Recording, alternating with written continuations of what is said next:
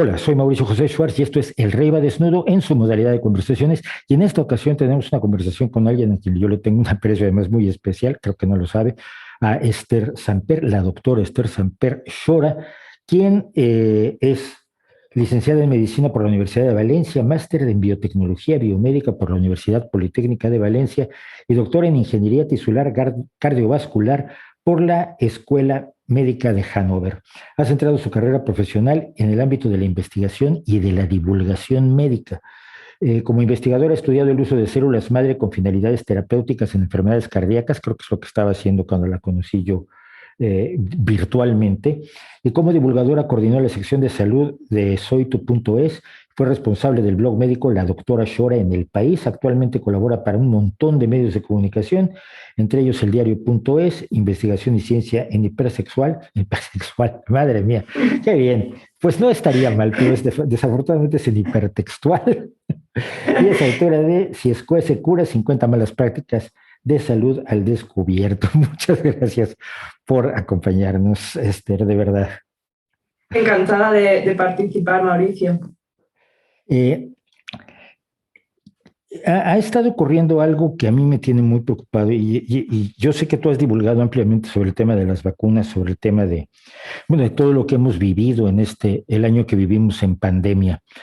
Pero lo último que yo he visto a mí me tiene enormemente preocupado y son los ataques a médicos y enfermeras acusándolos directamente de estar participando en la trama más aterradora de la historia eh, por parte de gente que sinceramente está creyendo en mensajes que están mandando otros que yo estoy convencido que no se los crean.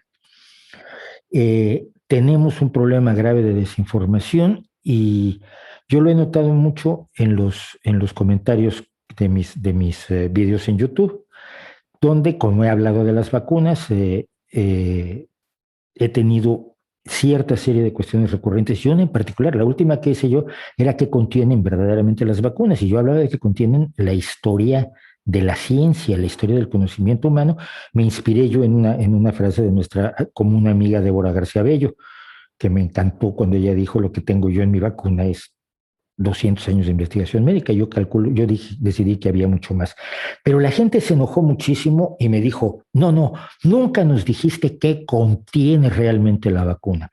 Y bueno, lo que había detrás es que no nos dijiste que tiene los microchips, que tiene el grafeno, que tiene las nanopartículas, que tiene el ADN, que tiene a Bill Gates en pequeñito, con cara de malo, y que la gente esperaba que yo les contara que contenía cosas que no contiene. ¿Qué contiene un vial de una vacuna? Y independientemente que sea de ARN mensajero de vector de adenovirus, ¿qué es lo que contiene una vacuna?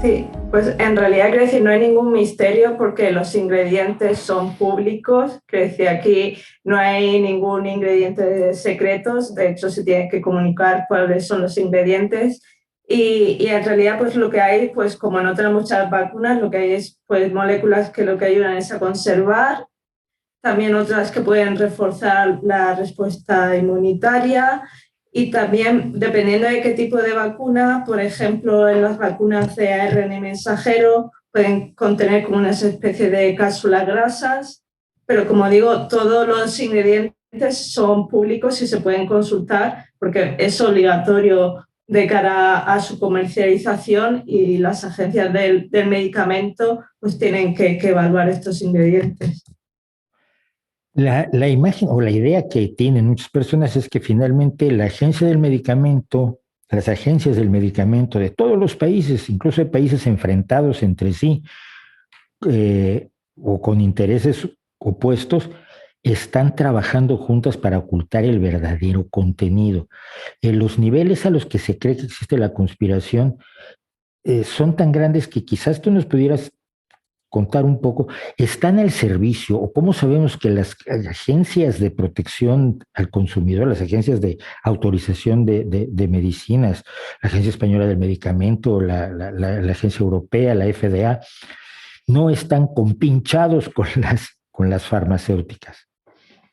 Pues desde luego, es decir, son instituciones bastante independientes, es decir, tienen una responsabilidad enorme porque es decir, su trabajo es decidir si aceptan o rechazan un determinado tratamiento, porque saben que se va a administrar a humanos y los efectos para la salud pues son importantes. Y vamos, de vez en cuando rechazan tratamientos, no solo porque a lo mejor no sean muy efectivos, sino porque lo que hay ya en el mercado pues es bastante efectivo y lo que aparece pues no supone un beneficio añadido. En ese sentido, realmente pues las agencias de medicamentos pues tienen bastante independencia y podemos confiar en ellos. Es decir, son personas como tú y como yo que valora muy seriamente si lo que va a llegar al mercado, lo que se va a administrar a las personas, pues tiene realmente sentido y si estos tratamientos son seguros o eficaces.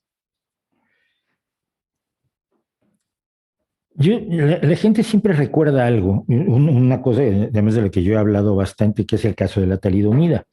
El caso de la talidomida, el no experimentar, el no haber experimentado la capacidad de este medicamento de traspasar la barrera placentaria, trajo un problema en Europa, pero no en Estados Unidos, porque una investigadora, precisamente una farmacóloga brillante, dijo: yo no autorizo este medicamento si no me dan los estudios que digan que no puede traspasar la barrera placentaria. Pero fue una tragedia, no lo fue en Estados Unidos, pero lo fue en Europa. Y la gente regresa constantemente al caso de la talidomida.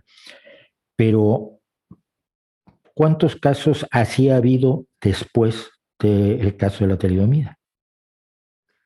Pues sí que puede haber alguno puntual, pero realmente, quiero decir, como lo que pasó con la talidomida es ya imposible que vuelva a pasar, porque desde ese escándalo lo que sirvió es para reforzar muchísimo la investigación clínica, los requisitos, y hoy en día no podría ocurrir lo que ocurrió en ese momento, porque realmente ahí se vio que faltaban una serie de requisitos a la hora de la comercialización de fármacos y se endurecieron mucho los requisitos. Sí que ha habido a lo mejor escándalos puntuales, por ejemplo, en Estados Unidos la crisis de los opiáceos, pero es un asunto totalmente diferente a lo que ocurrió con la talidomida.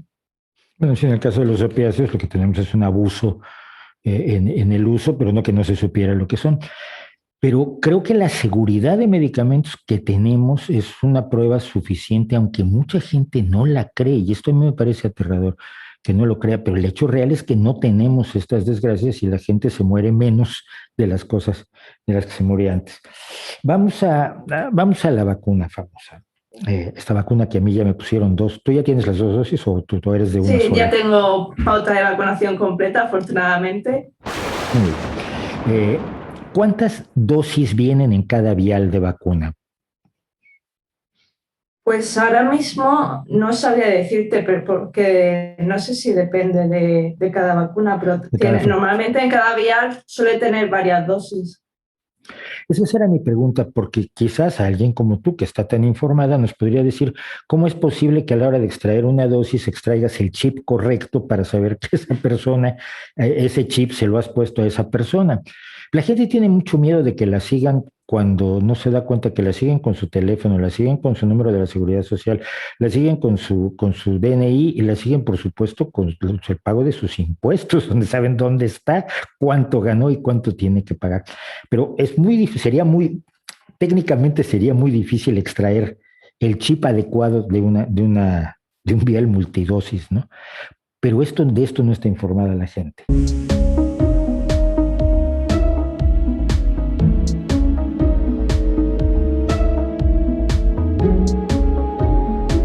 Un argumento que se ha repetido mucho y que es una forma de lo que llamamos cherry picking o utilización de la información incompleta, es la idea, y constantemente lo ves. Hoy veía yo un canal de Telegram verdaderamente aterrador, organizado por los negacionistas, creo que son los de siempre, que se van multiplicando, pero cada caso de un vacunado que se muere, que se resbala en la escalera, que lo atropella un taxi, cada persona vacunada que muere por alguna causa, así no sea por COVID, pero sobre todo los casos en que mueren por COVID-19, los magnifican enormemente. Hay gente vacunada que se muere.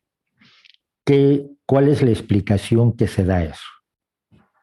Pues hay que tener en cuenta, quiero decir, que estés vacunado o no, la gente se muere constantemente. Y lo que hay que tener claro es que una persona muera, pues no sé, al día siguiente de recibir una vacuna, no implica necesariamente que sea por la vacuna. Eso era un problema que sabíamos que iba a aparecer con la vacunación masiva, que mucha gente iba a pensar, pues que como un suceso pasa a posteriori de la vacunación, que automáticamente la vacunación fuera la culpable. Eso hay que tener muy claro que no tiene en absoluto que por qué ser así. Yo el caso más extremo que vi al principio fue que anunciaron en algunos medios de comunicación que a un vacunado le había caído un rayo. Y es, a ver, vamos a pensar plausibilidad biológica. ¿Qué sentido tiene que te administren la vacuna y que te caiga un rayo? Pero es el ejemplo llevado al extremo de que algo que ocurra a posteriori no significa que la vacuna tenga algo que ver. Para eso están los sistemas de farmacovigilancia, que lo que hacen pues, es rastrear los efectos adversos, los acontecimientos adversos y ver si realmente existe pues alguna causa justificada detrás de que la vacuna pues realmente causa algún problema. Y de hecho lo hemos visto con la vacuna AstraZeneca, que ya tenemos pues bastantes indicios para asegurar que en casos muy excepcionales algunas personas pueden tener trombos con déficit de plaquetas. Y es precisamente gracias a esa vigilancia que podemos saber que en un caso por cada 100.000 personas vacunadas pues puede pasar este evento desafortunado. Y fuera de todo eso, pues realmente pues, deducir que algo que ocurra simplemente tras la vacunación es culpa de la vacuna, pues no tiene absolutamente ningún sentido. Pero la realidad es, ni esta ni ninguna otra vacuna te dan una inmunidad absoluta. Y si hay gente que tiene su pauta completa de vacunación, que se contagia de COVID, primero que nada que se contagia y a estas personas les parece terrible que se contagie cuando sabemos que es normal. Pero hay gente que muere de COVID-19 estando vacunada. Si ¿esto es una prueba de la ineficacia de la vacuna o cómo se explica? Eso se explica con que no hay ninguna vacuna que sea 100% efectiva ni contra la COVID-19 ni contra ninguna otra enfermedad infecciosa. Siempre va a haber un reducido grupo de personas pues que por alguna razón, por ejemplo, porque no tenga un sistema inmunitario eficaz, pues no responde a la vacuna y está desprotegido, por así decirlo. Entonces tenemos que tener las expectativas claras, que las vacunas, en primer lugar, pues por ahora ninguna evita el contagio, es decir, tú puedes estar vacunado y te puedes contagiar. Otra cosa es que gracias a que estás protegido a la vacuna, tu riesgo de tener una COVID-19 grave o sufrir una muerte, pues se reduce muchísimo comparado con la gente que no ha recibido la vacuna. Eso es pues un conocimiento básico que tiene que estar claro y es tan peligroso, es decir, como que las vacunas no sirven para nada porque no evitan el contagio, como que pues la gente puede seguir muriendo igual a pesar de estar vacunada. Yo recuerdo que esto me lo explicaba alguien y me gustaría que tú lo abundaras en ello. Me explicaba alguien que la erradicación de la viruela no se logró con una vacuna 100% eficaz, sino con la vacunación masiva. Fue la enorme cantidad de personas vacunadas, la persecución del virus en cada lugar donde había un brote de viruela en los últimos años, el que lo aisló de manera que no pudo acceder a gente que de todos modos podía contagiar. Pero mucha gente cree que la vacuna de la viruela era perfectamente 100% eficaz y que esta no lo es. No es así, ¿no? ¿Qué va a decir? Ninguna vacuna es 100% eficaz. Como digo, depende también mucho de las características biológicas de cada persona. Pues, por ejemplo, el colectivo de inmunodeprimidos sabemos que no responde también a las vacunas y también pues puede ser por otros factores, por ejemplo, algún problema en el transporte, que las vacunas suelen ser bastante sensibles pues al calor.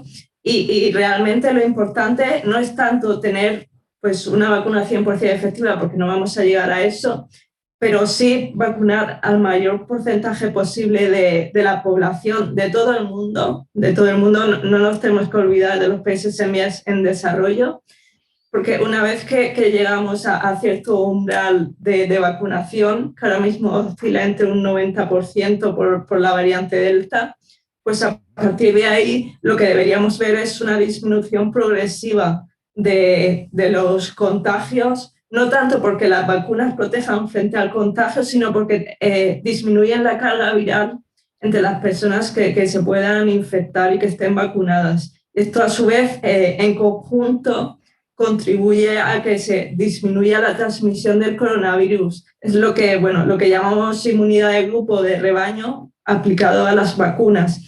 Es difícil saber exactamente en qué momento se llega a ese punto, pero el objetivo es vacunar cuanta más gente mejor y cuanto antes y en todos los sitios. Uno de los fenómenos que se ha visto es que en Estados Unidos, en los estados republicanos, donde hay más rechazo a la vacuna, lo que estás teniendo es una mucho mayor cantidad de contagios con hospitalizaciones graves, mientras que en los estados donde no hay ese rechazo, donde ha habido una gran, porque además Estados Unidos es el que compró excesivamente dosis de vacunas de todas las autorizadas, las hospitalizaciones son fundamentalmente de gente no vacunada, pero han bajado enormemente. En España, ¿cuál es la situación ahora que tenemos prácticamente que a la mitad de la población por lo menos con una dosis? Sí, pues aquí en España también estamos viendo, bueno, dos fenómenos. Por un lado, que la absoluta mayoría de hospitalizaciones se producen en personas que no han estado vacunadas o no tienen la pauta de vacunación completa.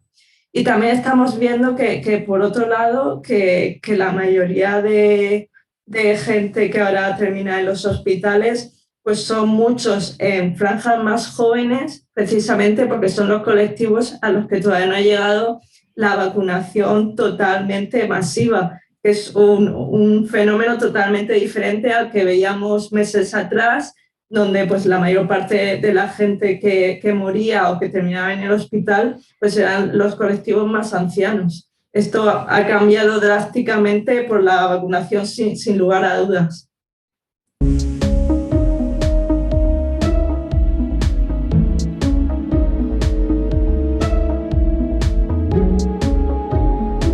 Una de las cosas que más me repiten en los comentarios en YouTube mis espectadores es que no es una verdadera vacuna.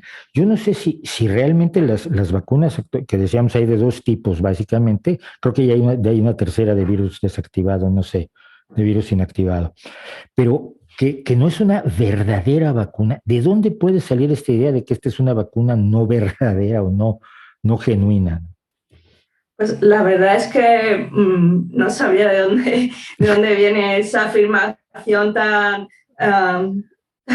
pintoresca, pero realmente, quiero decir, son vacunas por definición al 100%, quiero decir, su utilidad es muy clara. Nos exponen a una molécula presente en el coronavirus para que nuestro sistema inmunitario reaccione con mucha mayor rapidez la próxima vez que por cualquier razón nos expongamos al coronavirus. Vamos, es una definición de vacuna de libro, por eso no entiendo realmente pues qué explicación hay detrás para decir que no es una vacuna. Yo no me imagino ninguna. Yo tampoco, pero me lo dicen tanto que debe haber algún argumento en el mundo negacionista al que no he podido acceder y mira que los he seguido desde el mismo principio por las implicaciones que temíamos que tuvieran. Es decir, en los lugares donde hay más rechazo a las vacunas está muriendo más gente y esto es absolutamente indiscutible.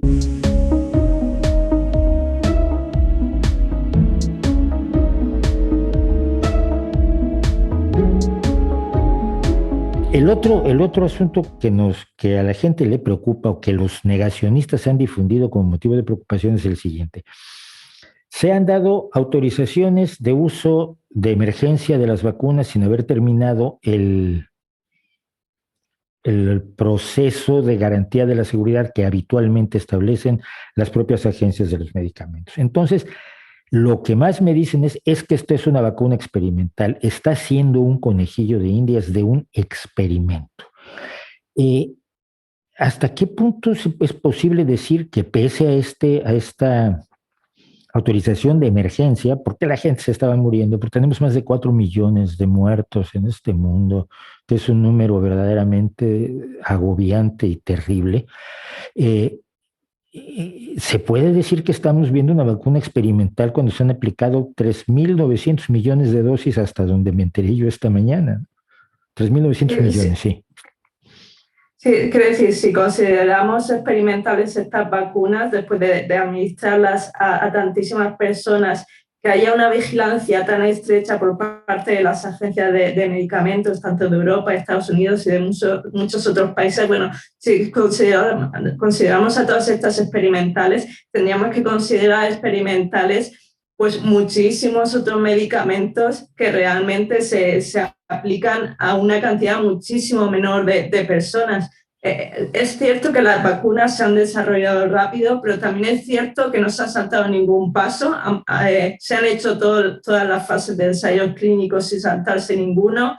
Ha habido una fase 1, fase 2, fase 3 y además las agencias de medicamentos lo que han hecho ha sido priorizar todo el papeleo, que muchas veces no es tanto el estudio clínico lo que retrasa, sino la burocracia. Y lo que han hecho pues, las agencias de medicamentos ha sido darles prioridad e ir acelerando todos esos pasos, que eso pues, contribuye muchísimo. Y también se ha depositado una cantidad ingente de dinero, miles de millones de euros para su investigación y desarrollo. Eso también ayuda mucho a acelerar los procesos. Muchas veces lo que puede enlentecer el proceso de hacer un ensayo clínico pues es la limitación económica, la inversión que hay detrás, y aquí pues ha habido todas las facilidades del mundo porque realmente era cuestión de vida o muerte tener unas vacunas lo más pronto posible.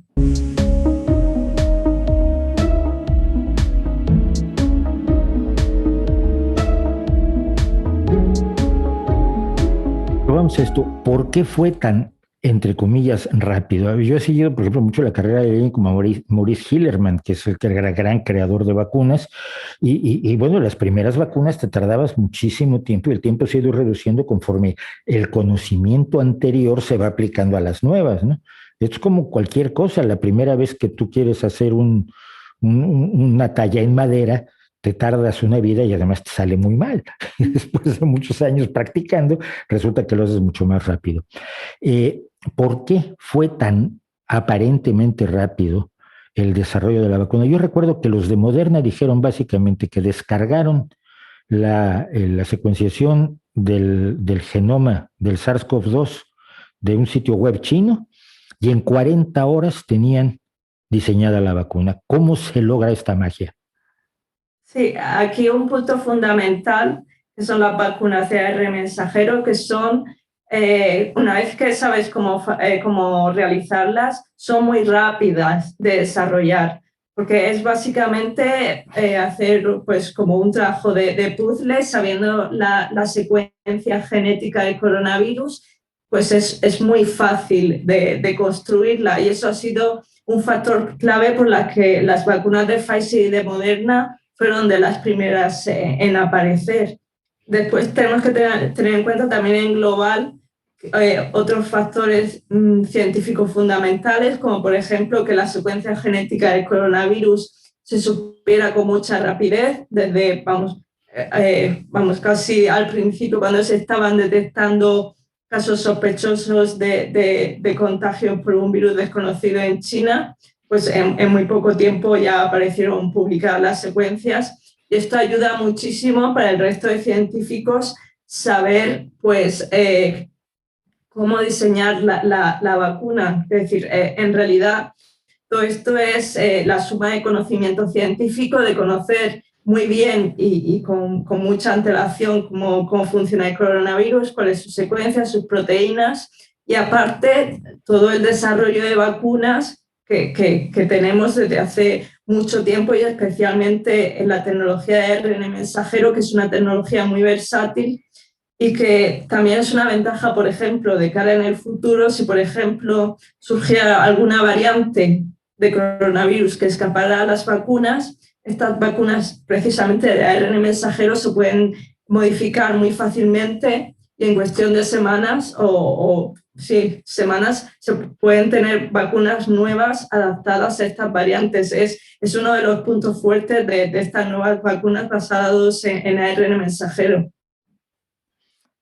Pero no fue una suerte que fuera esta pandemia debido a un coronavirus, y lo digo por lo siguiente, porque hay gente que me ha preguntado, y yo he tratado de explicarlo dentro de mis limitaciones como periodista que soy, ¿por qué esta vacuna así tan rápido y la del SIDA no la han conseguido? Y yo trato de explicar que primero que nada el SIDA es un retrovirus que tiene otras características que me gustaría que comentaras, pero sobre todo que los coronavirus los hemos estudiado hasta el cansancio, según me dicen. Sí, es que el VIH, el virus del SIDA, es muy complicado. Ha habido también mucha investigación, pero es complicado por varios motivos. En primer lugar, porque es un virus que muta muchísimo y a mucha velocidad. Es decir, en un mismo paciente, el virus del VIH puede mutar tanto como hasta el punto de que encuentres diferentes partículas virales con diferentes secuenciaciones genéticas. Y es que aparte de eso es un virus que ataca las propias defensas del cuerpo humano. Entonces esto complica aún mucho más este asunto. De todas formas, parece que en los últimos años, por lo menos hay ensayos clínicos que están inicialmente ofreciendo buenos resultados, pero lo veremos en los próximos años. Pero como digo, no hay comparación ninguna entre los coronavirus, que son virus que mutan pues, relativamente de forma lenta. Por ejemplo, pues mutan más o menos 4 veces menos que los virus de la gripe. Y aparte, pues conocemos por otros coronavirus cómo funcionan, es decir, no, aunque este virus es nuevo, está emparentado con otros que afectan a los seres humanos y esto ayuda mucho pues, para saber cómo desarrollar vacunas contra este virus.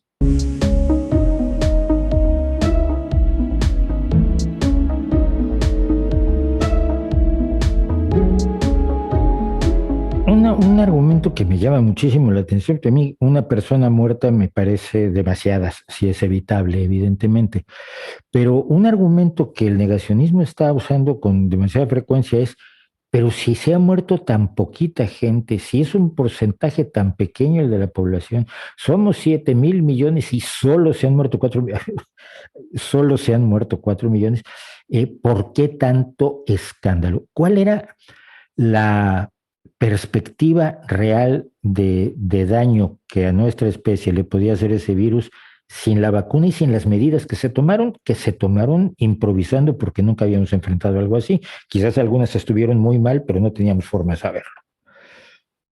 Sí, bueno, en primer lugar, probablemente hayan muerto bastante más personas. Lo que pasa que sobre todo en el peor punto de la pandemia, pues realmente era muy difícil hacer pruebas a todos los enfermos, que seguramente pues hay muchos más muertos por esta enfermedad que ha afectado a todo el mundo. De todas formas, tenemos que tener en cuenta que las muertes podían haber sido muchísimas más, muchas más, si no se hubieran aplicado diferentes medidas, como por ejemplo los confinamientos, las restricciones en la movilidad, las mascarillas, la higiene de manos, la ventilación de espacios cerrados. Sin todo esto, hubiéramos tenido muchas más muertes y no solo por COVID-19, también hubiéramos tenido una saturación de los servicios sanitarios durante muchísimo tiempo, que esto al final hubiera afectado pues, a cualquier persona que por cualquier circunstancia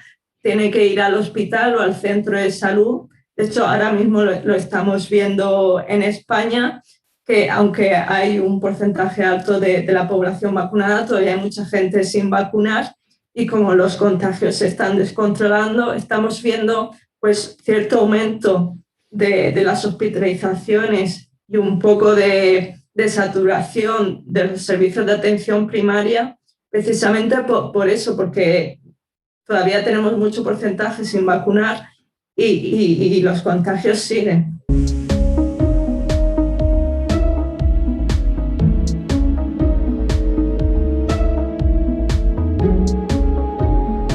Salvo que te vayas de médico militar o que te vayas de voluntaria a combatir el ébola en el Congo, en la descripción de puesto del médico no está jugarse la vida, en la descripción de médico del personal sanitario no está jugarse la vida, y lo han hecho muchos, y muchos dicen no lo quiero hacer y están en su pleno derecho. Es decir, no son bomberos, no son policías, no son soldados, que sabes que en su descripción de puesto está jugarse el pellejo. Y esto creo que ha sido injusto con la comunidad sanitaria por parte de la ciudadanía en general.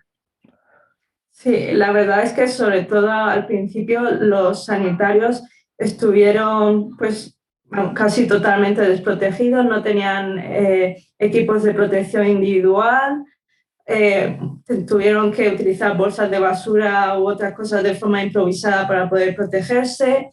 Pues las mascarillas en aquella época pues brillaban por su ausencia, muchos tuvieron que utilizar la misma mascarilla durante semanas porque no tenían nada más y realmente también había muchos médicos pues, que tenían ya más de 60 años que siguieron trabajando y algunos de ellos pues fallecieron, aún así también se han afectado pues muchos otros sanitarios y realmente pues han hecho un trabajo que yo creo que ningún reconocimiento está a la altura del sacrificio constante, porque no fue solo en lo peor de la primera ola en España y en otros países, ha sido también el desgaste constante de las sucesivas olas, de tratar a muchísimos pacientes, de ver cómo pues, los contagios iban aumentando en cada ola y tener que atender pues, a muchas personas, también hacer los rastreos.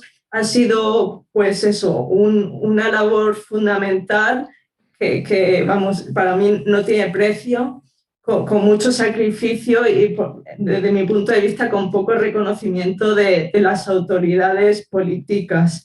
Yo creo que debería haber pues, vamos, mucho más incentivos y premios a esta labor. Por ejemplo, pues un sueldo mayor o vacaciones, porque desafortunadamente también han tenido sus vacaciones muy restringidas por las sucesivas olas.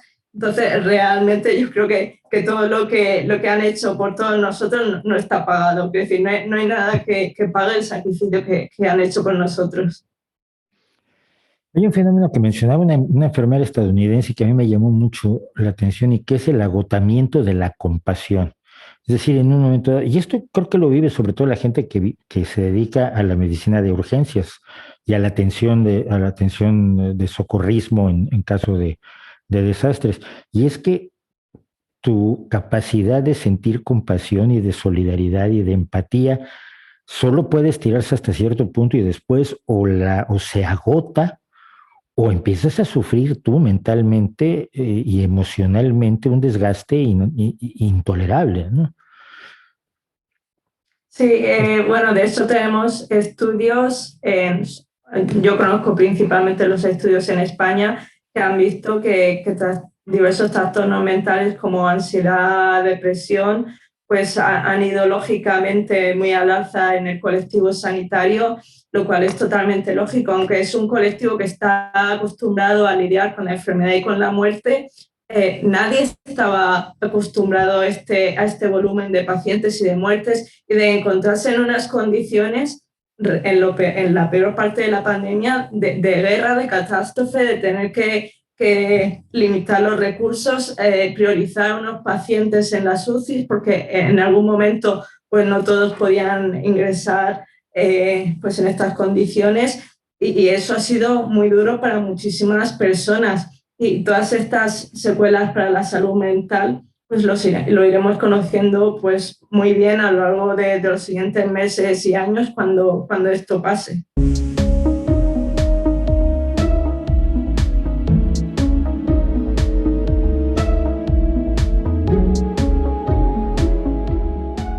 Siguiendo con los delirios de los negacionistas, que como digo, el problema es que se los cree mucha gente de muy buena voluntad.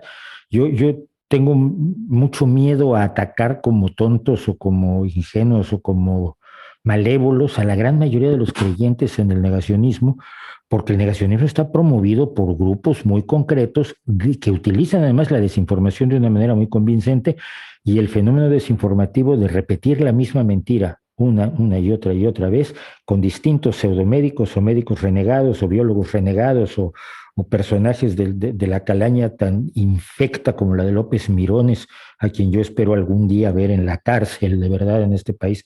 Sería justicia para quienes han fallecido por la COVID-19 y quienes la han combatido, pero las personas que de buena voluntad se lo creen están siendo sometidas a un bombardeo que les dice, como la vacuna es de ARN mensajero, afecta tu ADN.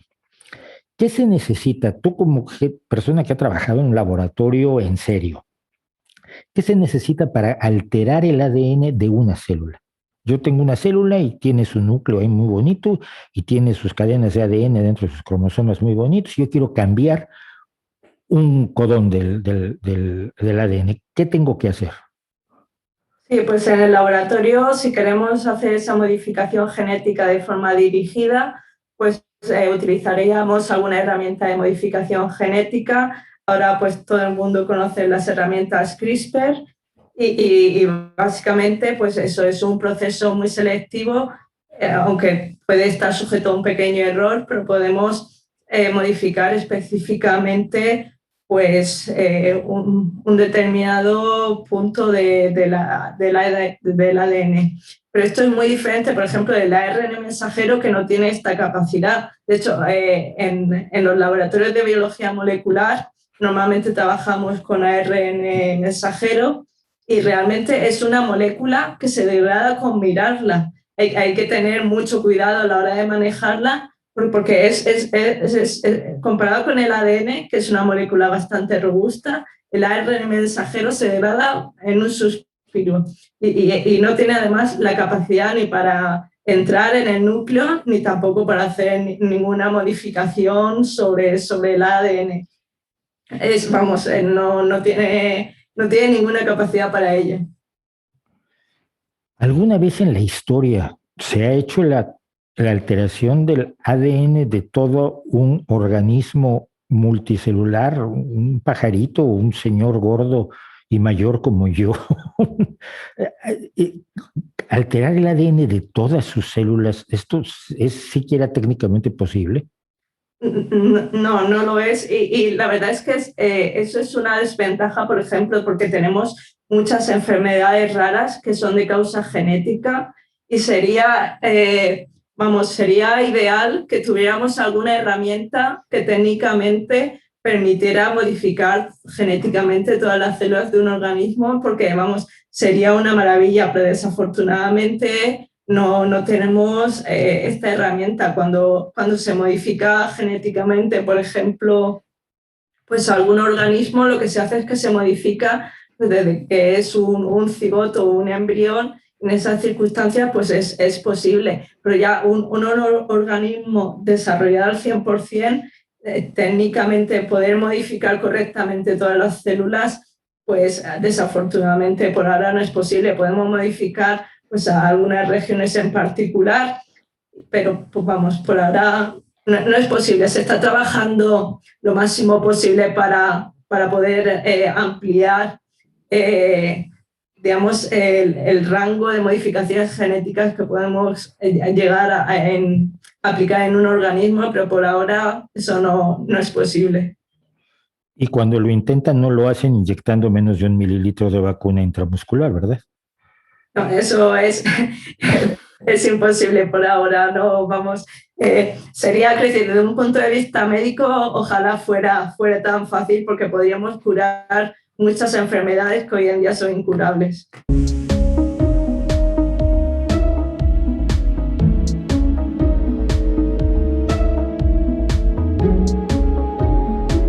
Un elemento más que me ha llevado, yo lo he tratado de explicar también, insisto, desde mis limitaciones, pero es el hecho de que las farmacéuticas han dicho que no se hacen responsables de efectos secundarios. Al parecer en los contratos había específicamente una provisión al respecto. Esto, entre otras cosas, pues, porque no se llevó a su fin el estudio de posibles efectos secundarios, dada nuevamente la emergencia. Mucha gente olvida que había una emergencia, ¿no? Es como, necesito la pauta completa de todos los estudios de viabilidad de su departamento de bomberos mientras la casa se está quemando. Pues a veces habrá que lanzar el carro de bomberos aunque no esté del todo certificado. Pero ¿es cierto que no se hacen responsables de los efectos secundarios? Pues hasta donde yo leí sí que es cierto, que decir, en las negociaciones entre estados e industria farmacéutica, una de las condiciones era que si aparecían efectos adversos que no estuvieran descritos en la ficha técnica, si había alguna demanda legal, que los estados fueran responsables. Esto no es tanto, digamos, un motivo de sospecha para las vacunas, sino es más una cuestión de que las farmacéuticas querían protegerse si por cualquier eventualidad ocurría algún efecto adverso totalmente imprevisible que por el momento, pues salvo, por ejemplo, lo que he comentado de AstraZeneca, los trombos extrañísimos que ocurren en un caso por cada 100.000, pues salvo ello no hemos visto ninguna mala consecuencia por el uso de las vacunas. Una pregunta, antes de seguir con esto, los trombos son perfectamente tratables, ¿no? No matan a la gente. Si se detectan a tiempo, ahora ya tiene tratamiento médico, eso es. Al principio, cuando no se sabía muy bien por qué estaba causado, pues sí que podía ser grave, pero si se detectan a tiempo ya tienen tratamiento médico. Y además, como se ha anunciado a todos los profesionales sanitarios y también a las personas, si a los días o a las semanas de la vacuna, si ocurriese, pues la mayoría de personas, sobre todo los sanitarios, saben cómo actuar. Vale, pero entonces, si se presentaran, cosa que ya es difícil que ocurra ante la enorme cantidad de dosis de vacunas que se han aplicado, pero si ocurriera este tipo de fenómenos como el de los trombos y algunas otras cosas que se han descrito que quizás tal vez podría ser que tengan relación, el, el, la persona que recibe la vacuna no está desprotegida. Si las farmacéuticas no lo asumen por proteger su negocio, que es muy razonable, cualquiera de nosotros actuaría igual, están protegidos porque ese es una responsabilidad que han asumido los estados que han firmado los contratos de las vacunas, ¿no? Eso es, quiero decir, la responsabilidad es de los estados, y además en el momento en el que por cualquier cosa se detecta pues, este tipo de efecto adverso raro, pues se añade a la ficha técnica, que ha sido el caso, por ejemplo, de este efecto adverso, para que la gente sepa pues, los riesgos, la mayoría, vamos, muy leves: dolor de cabeza, dolor en el brazo, como un día de resaca para algunas personas, pero los efectos adversos son muy raros, están descritos porque hay transparencia y la gente, pues a la hora de recibirla, tiene que saber pues los riesgos que hay, que son muy pequeños, vamos, ínfimos comparado con el riesgo que supone infectarse de COVID-19, porque al final todo esto es una balanza de riesgo-beneficio y está muy claro pues las consecuencias que ha tenido para la población mundial estar afectada por la COVID-19.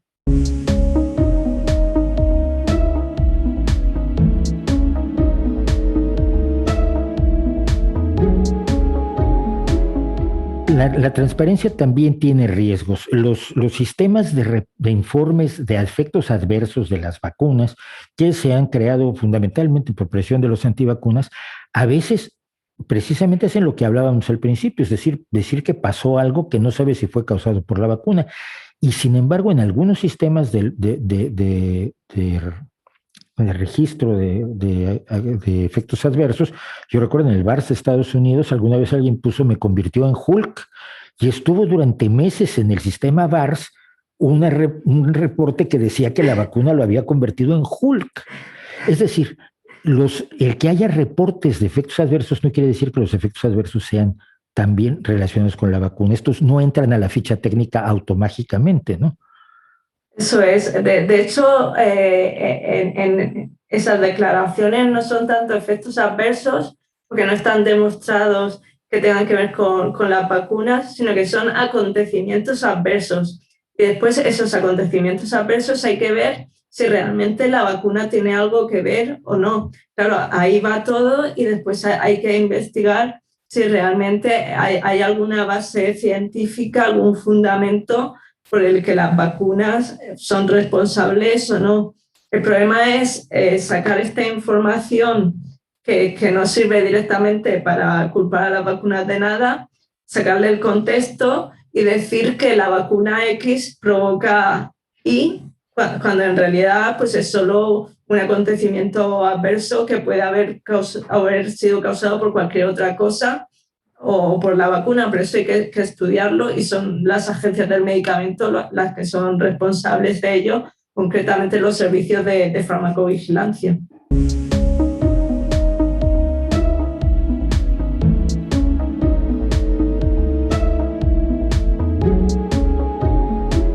Y bueno, para terminar con todo esto, porque hay un nombre que aparece continuamente, y era un hombre que además era un personaje que yo hallaba enormemente detestable. Yo que trabajo en la informática desde que era muy joven, por suerte, pero que era un sujeto con unas prácticas comerciales detestables, terribles. Él hizo daño a pequeñas empresas de una manera aterradora, y que ahora es el gran benefactor que es Bill Gates, y aparece en todos lados. La vacuna, decía yo, tenía pequeños Bill Gates dentro que te vienen a torcer los órganos y a patearte el ADN. ¿Tú tienes una idea qué relación tenga Bill Gates con las vacunas, fuera de que ha promovido la vacunación en África salvando niños, cosa que a algunas personas les parece aterradora? Pues a ver, la Fundación Bill y Melinda Gates, creo que es Melinda si no me confundo, quiero decir, es una gran institución que da muchísimo dinero a campañas de salud con interés de salud pública muy importante. Lo de las vacunas contra la COVID-19, perdón, es una, pero en realidad están involucrados en muchas otras investigaciones para fármacos pues, que tienen mucho interés y que a lo mejor para la industria farmacéutica, sobre todo si son enfermedades de países en vías en desarrollo, pues a lo mejor no tienen tanto interés porque no tienen un rendimiento económico claro. Entonces, realmente, pues todas estas conspiraciones sobre Bill Gates simplemente porque está muy involucrado en financiar áreas de salud pública, pues vamos, no le veo absolutamente ningún sentido, porque además él personalmente o su mujer no están involucrados en el desarrollo de las vacunas. Ellos están, pues hacen presión política, dan mucho dinero, pero no son los encargados de desarrollar las vacunas. A mí me da un poco la idea que sería como culpar a Dolly Parton, que dio $1 millón para la vacuna de Pfizer, cosa que se le agradece enormemente porque Dolly es maravillosa.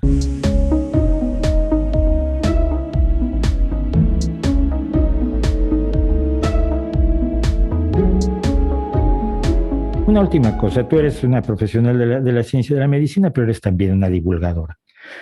Y yo tengo una preocupación ante la eficacia del mensaje negacionista, del mensaje de los covidiotas. Siento que comunican mejor que nosotros, que han tenido más éxito que nosotros. ¿Tú detectas que estamos fallando, que hace falta replantearnos la forma en que divulgamos ciencia? Porque a veces siento que hemos sido, y me incluyo, por supuesto, hemos sido como muy condescendientes con nosotros mismos, en plan que somos muy guay, cuando en realidad el mensaje que le llega a la gran mayoría de la gente, sobre todo a la gente que más necesita la información, es el mensaje eficaz de los desinformadores. Esto es, la verdad, un asunto muy complejo. Yo procuro ver el vaso medio lleno, pero que queda todavía bastante por llenar. Y me explico. La absoluta mayoría de la gente no es negacionista ni de la pandemia ni de los beneficios de las vacunas, que decir, hay que empezar por ahí.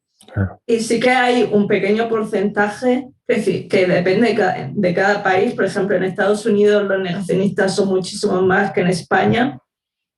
Y además de ser un pequeño porcentaje, pues suelen tener también pues bastante repercusión mediática para los pocos que son, pero tienen bastante repercusión mediática porque lanzan mensajes muy llamativos, muy escandalosos y eso pues atrae a los medios. Entonces ahí siempre hay como... Es un dilema de hasta qué punto informar sobre los negacionistas puede estar reforzándoles. Es complicado. Yo soy partidaria de que los mensajes hay que adaptarlos según sea tu audiencia, porque lo que puede ser un mensaje adecuado para una persona puede ser inadecuado para otra. Y yo creo que aquí han tenido un peso fundamental los profesionales sanitarios, porque son al final los que están en contacto con muchísimas personas, los que resuelven dudas. Y yo creo que han sido claves, sobre todo para transmitir confianza y comprensión pues, a las personas que tengan dudas pues, sobre todo sobre las vacunas y también sobre la pandemia en general. Yo creo que es en las relaciones de tú a tú donde mejor puedes llegar a alguien.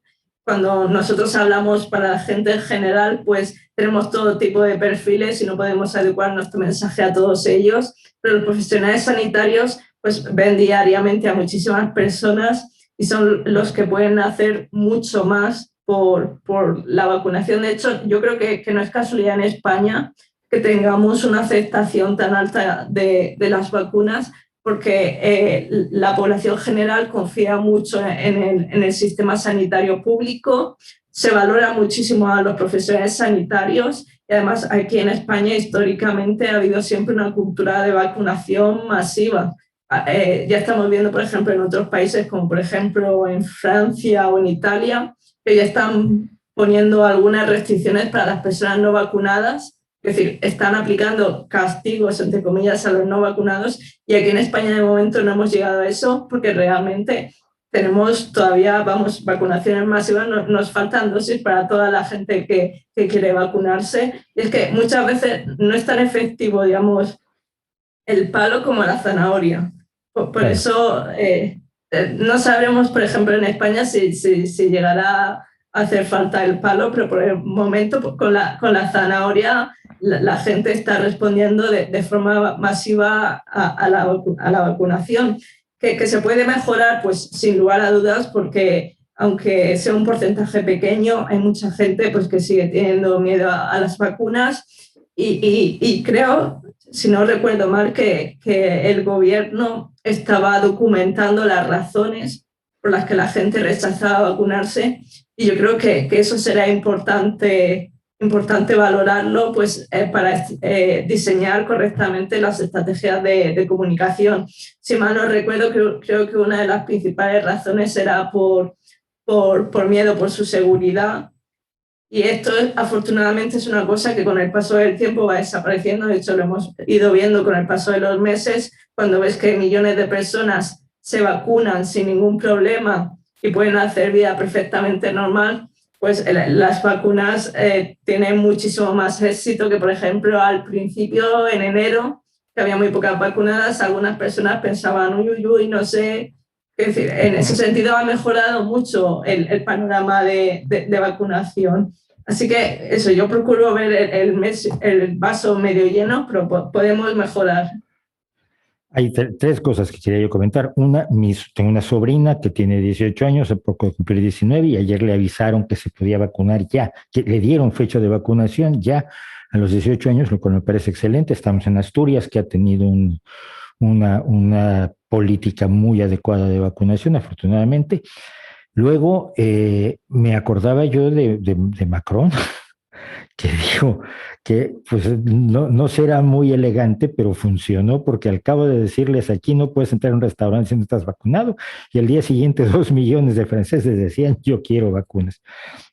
Pero una cosa muy importante que voy a dejar constancia búsquenlo en la descripción del video, Eh, Cuando hablas de la cultura vacunal de España, siempre pienso yo en la expedición Balmis, el primer gran esfuerzo sanitario internacional que se emprende desde España para vacunar contra la viruela a la América Hispana y a Filipinas. Entonces, yo hice una pequeña historia que les dejo aquí enlazada, pero busquen por todos lados la historia de la famosa expedición Balmis, de Isabel Zendal, de todo el fenómeno que hubo alrededor de esta maravillosa iniciativa de luchar contra la viruela. Las vacunas, dicen Shora, son la intervención más eficaz de que se ha inventado la medicina en toda su historia.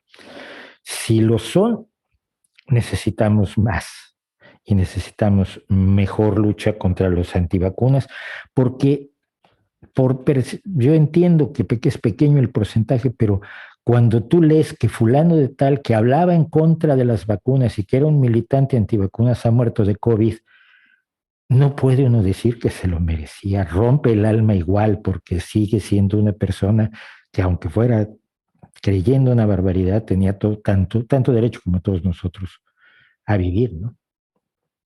Sí, yo siempre pienso que hay una gran diferencia entre las personas que no disponen de toda la información y les engañan para tomar malas decisiones sobre su propia salud. Es decir, son personas que realmente no eligen en libertad, porque para elegir en libertad tienes que elegir con conocimiento de causa.